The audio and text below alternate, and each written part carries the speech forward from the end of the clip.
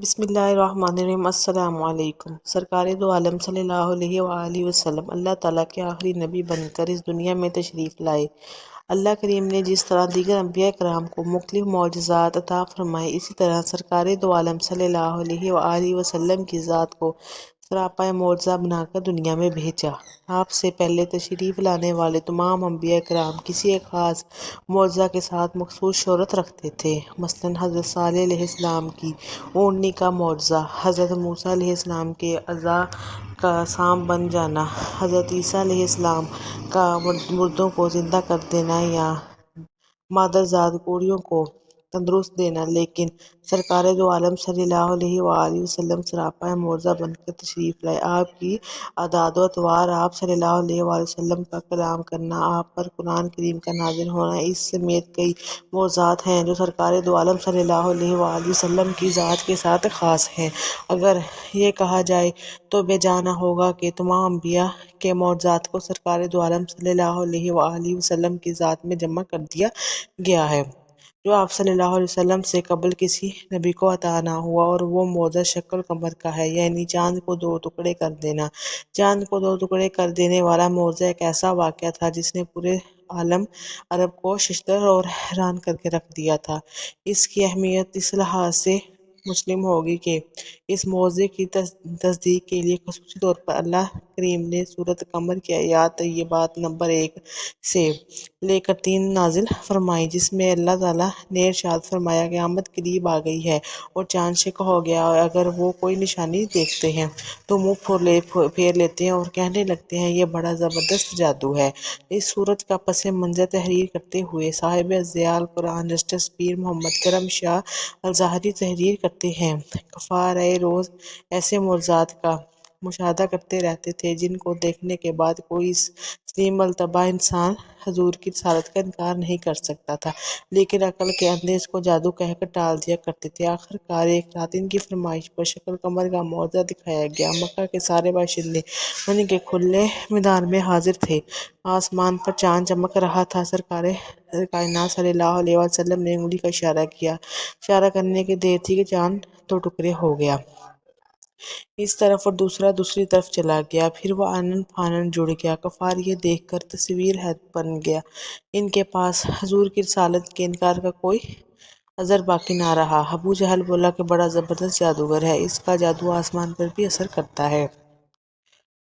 انہوں نے اس کی تشریح تفسیر میں بیان کیا کہ دراصل یہ قیامت میں پیش آنے والا واقعہ ہے جس کی طرف قرآن کریم کی آیات میں اشارہ کیا گیا ہے، لیکن کثیر حدیث ثابت کرتی ہیں یہ شق القمر کا واقعہ حضور صلی اللہ علیہ وسلم کی حیات طیبہ میں ہوا تھا۔ تفسیر ضیاء القرآن میں تفسیر قرطبی اور روح المعانی کے حوالے سے یہ بتایا گیا ہے کہ یہ واقعہ ہجرت سے 5 سال پہلے وقوع پذیر ہوا، اور پھر اپنی اس بات کی تصدیق میں کثیر احادیث طیبہ بھی ذکر فرمائیں۔ شق القمر کے واقعے کی تصدیق کرنے والی احادیث کو جلیل القدر صحابہ نے روایت کیا ہے، جن میں سیدنا علی المرتضیٰ رضی اللہ تعالیٰ عنہ، حضرت ابن مسعود رضی اللہ تعالیٰ عنہ، انس بن مالک رضی اللہ تعالیٰ عنہ، جبیر بن مطعم رضی اللہ تعالیٰ عنہ، حضرت ابن عمر رضی اللہ تعالیٰ عنہ، حضرت عبداللہ بن عباس رضی اللہ تعالیٰ عنہ قابل ذکر ہیں۔ بخاری مسلم میں ایک حدیث مذکور ہے کہ جو عبداللہ بن مسعود رضی اللہ تعالیٰ عنہ سے مروی ہے کہ رسول اللہ صلی اللہ علیہ وسلم کے زمانے میں چاند درمیان میں سے شق ہو کر اس طرح دو ٹکڑے ہو گیا تھا، ایک ٹکڑا پہاڑ کے اوپر کی جانب تھا، دوسرا نیچے کی جانب۔ نبی کریم صلی اللہ علیہ وسلم کے دست مبارک سے چاند کے دو ٹکڑے ہو جانا ایک ایسا واقعہ ہے جس کی صداقت میں کسی کو شک و شبہ کی کوئی گنجائش نہیں۔ اس واقعے سے متعلق روایات کو روایوں میں ایک بڑی جماعت نے بیان کیا ہے، اور ان کے واسطے سے بے شمار محدثین نے ان روایات کو نقل کیا ہے۔ علماء کرام کے نزدیک یہ صحیح روایت ہے اور تواتر کی حد تک پہنچی ہوئی ہے۔ اس کو بخاری مسلم سمیت کئی جد محدثین نے اتنے زیادہ طرق سے نقل کیا ہے، لیکن سب سے بڑی بات یہ ہے کہ خود قرآن کریم نے اپنی آیات طیبات سے اس واقعے کی صداقت کی گواہی دی ہے، کیونکہ اگر اس واقعے کو محض قیامت کی نشانیوں کے ساتھ جوڑ دیا جائے تو پھر وہ آیت ذکر کرنے کی ضرورت نہ رہتی جس میں کفار کی طرف سے کہا گیا تو یہ کھلا جادو ہے۔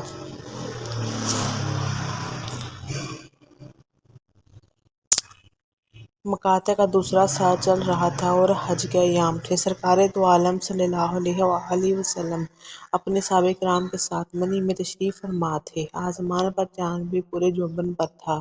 ابو جہل، ولید بن مغیرہ، عاص بن وائل وغیرہ نے اپنے دیگر ساتھیوں کو جمع کر کے رسول اللہ صلی اللہ علیہ وآلہ وسلم کے سامنے یہ سوال اٹھایا کہ اگر آپ سچے ہیں تو چاند کے 2 ٹکڑے کر کے دکھائیں۔ سرکار دو عالم نے فرمایا اگر میں ایسا کر دوں گا تو کیا تم ایمان لاؤ گے؟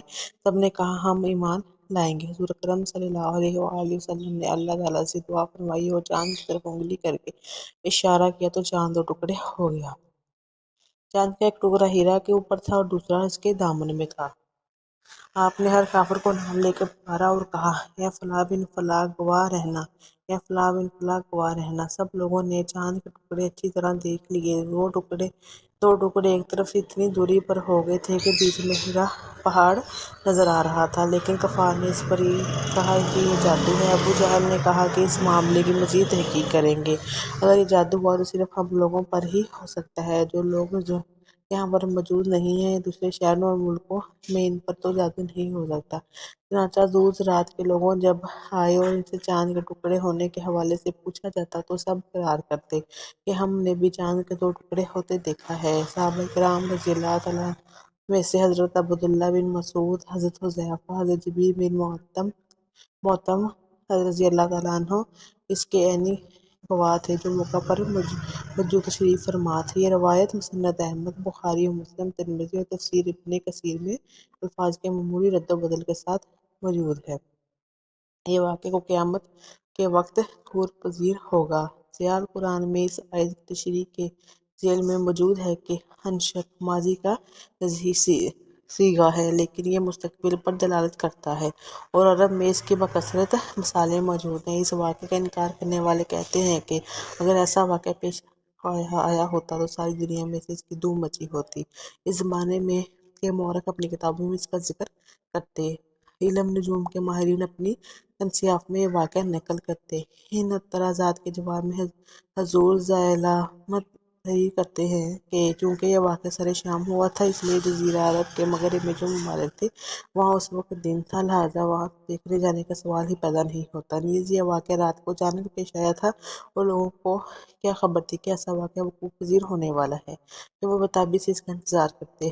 رات کو کیا خبر کہ آن کی آن میں کیا وقوع پذیر ہو گیا، اور اگر کوئی اس وقت جاگ بھی رہا تو ممکن ہے کہ وہ کسی اور کام میں مشغول ہو اور اس نے اس طرف توجہ نہ کی ہو، یا توجہ کی ہو اس نے دیکھا بھی ہو لیکن وہ ان پڑھ ہو، لکھ نہ سکا ہو، یا لکھا ہو تو پھر ضائع ہو گیا۔ الغرض 20 احتمالات ہو سکتے ہیں۔ ان احتمالات کی موجودگی میں ہم صحیح روایات سے ثابت شدہ واقعے کو کس طرح غلط کہہ سکتے ہیں؟